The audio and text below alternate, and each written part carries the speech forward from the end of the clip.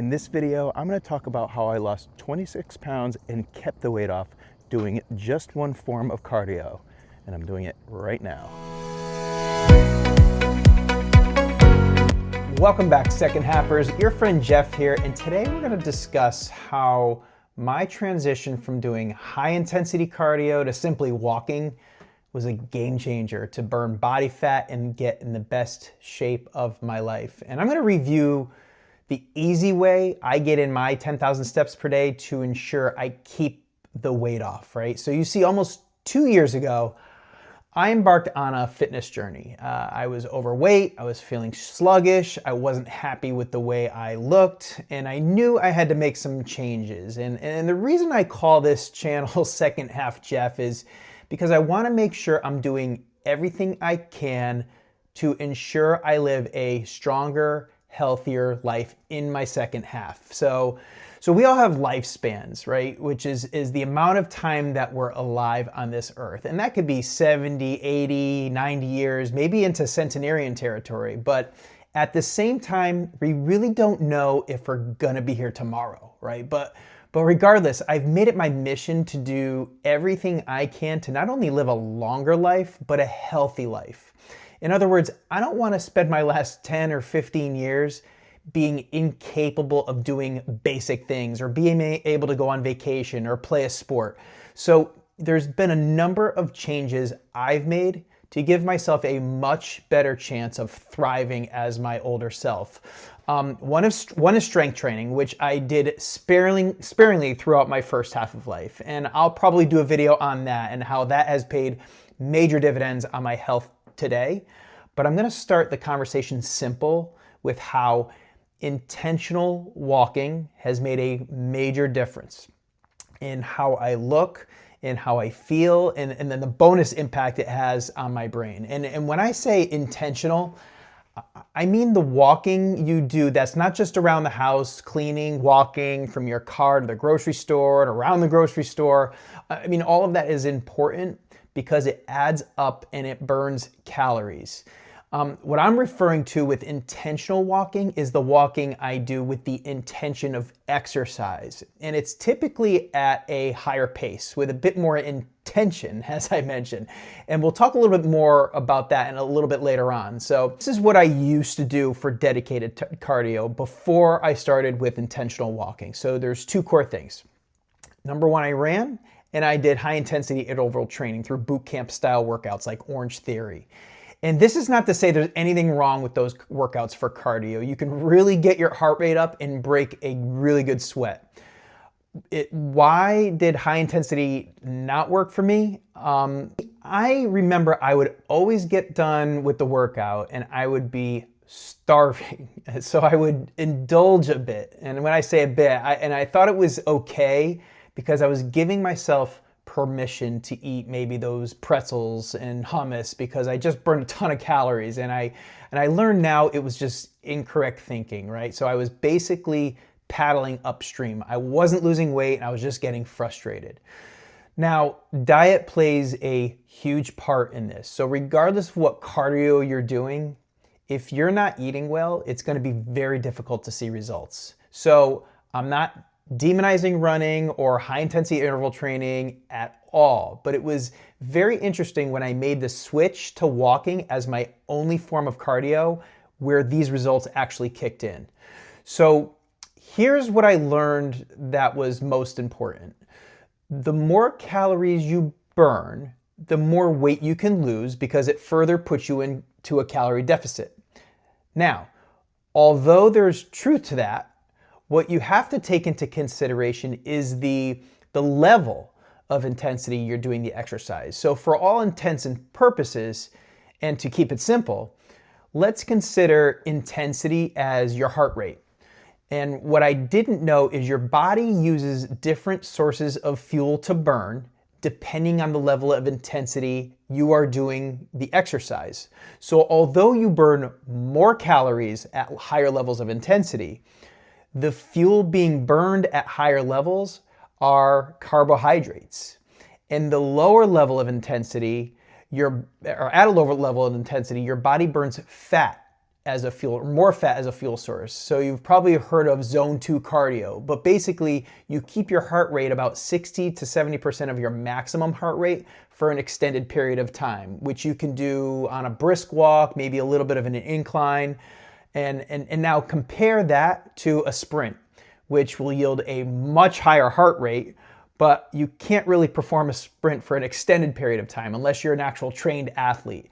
And again, at that higher heart rate, you're burning less calories in the form of fat and more from carbs. So the goal is to be efficient with your exercise. If your goal is to burn fat by doing this form of low intensity exercise, that is the key. So walking now is my choice of cardio. It's approachable, it's sustainable, I can do it for longer periods of time and more often.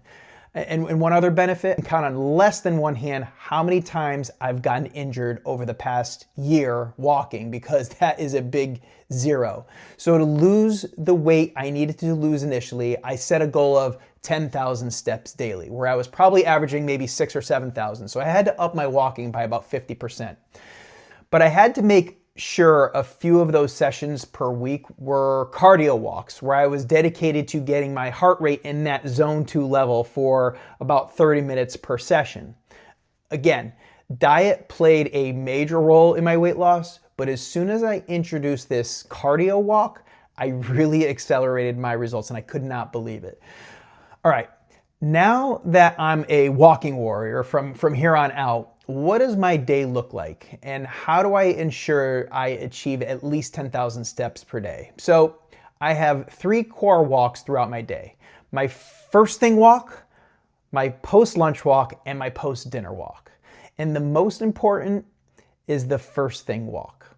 I'm an early riser. My alarm goes off at 4:50 a.m. and no, I don't dunk my face in fancy spring water. That's just stupid. But my morning routine is one thing, my 20-minute walk. Out of bed, shoes on, and out the door by 5 a.m. Do not pass go, do not collect $200. Just get out and start walking. And that's approximately 2,200 steps before 5:30 a.m. After the walk, it's some coffee and then off to the gym. And I usually do a 5-minute treadmill warm-up, then my strength training, and then back home. So I'll check my watch when I get home, and between the treadmill, walking around the gym, and after the morning walk, I'm already around 4,200 to 4,300 steps. So I'm over 40% of my goal before 8:30 a.m. I'm already ahead of the game. My second core walk is about the same, about 15 to 20 minutes, is my post-lunch walk. About 15 minutes or so after eating my lunch. All right, here you go, folks. Walk number 2 of the day, or core walk number 2. It's post-lunch.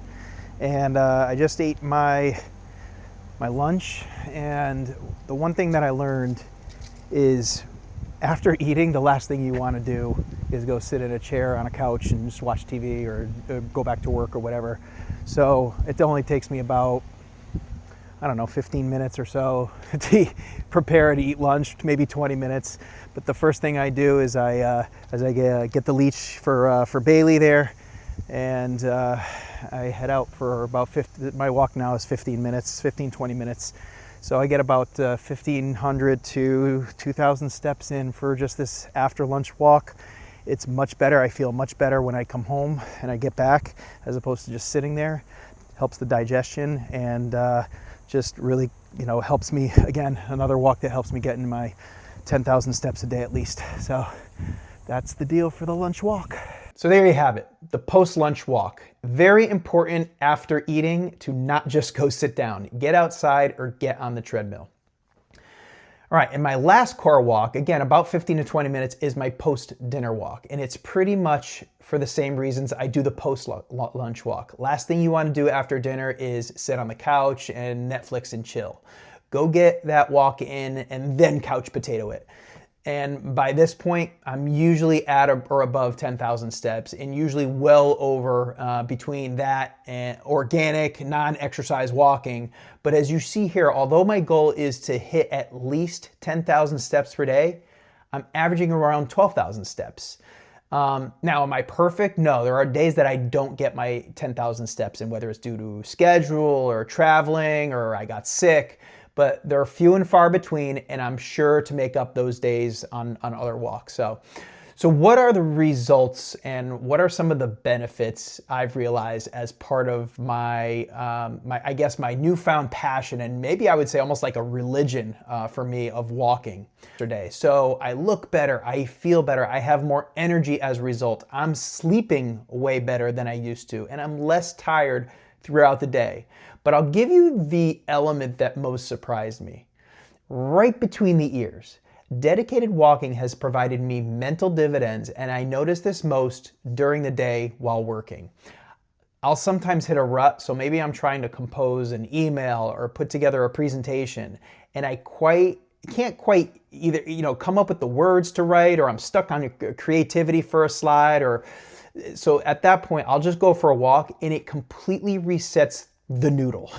I go back and I go back in and I'm back in the race, and the productivity comes right back. So it's a great reset for me. Also, oftentimes walking just helps me generate ideas, even for YouTube videos, right? I came up with an outline of this video you're watching right now on a walk. So the benefits of walking are not only physical, they're very much mental indeed. So again, if this video can offer any advice, and I'm not preaching against any other form of cardio, running or biking or anything else, if you enjoy what you do, as long as you're moving, then keep doing it. Any movement is good for you, right? Especially as we get older. And if you're not an intentional walker, or you don't work out much and you're more sedentary and average maybe only 4,000 or 5,000 steps per day, well, hey, maybe shoot for, try walking, maybe shoot for 6,000 or 7,000 steps. Start where you are and improve. You're gonna feel it and it'll be good for you, and just try to be consistent. Consistency beats the intensity. So just one foot in front of the other, literally. All right, folks, last but not least, we're in this together. We're not getting any younger, but we can still get stronger. So let's continue these conversations. And if this helps or made sense to you, or you're considering walking and don't know where to start, shoot over a like. And if you want to continue these types of conversations to help each other thrive in our second half, subscribe, leave a comment on what you do for cardio and how it has helped you. And with that, this is Jeff signing off, and I will see you in the next video.